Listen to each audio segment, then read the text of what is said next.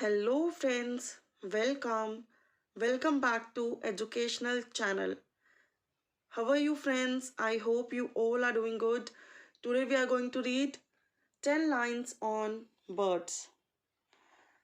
Without much further ado, let's get started. Birds. We see many birds around us. Birds have wings to fly. Every bird has wings, two eyes, two legs, one tail and one beak. Birds have beautiful feathers on their bodies.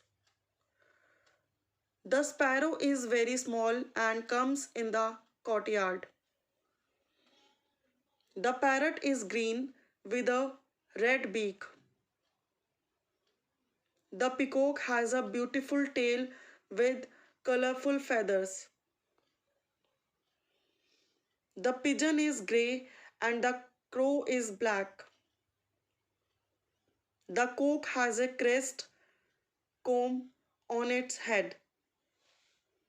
The hen lays eggs for us.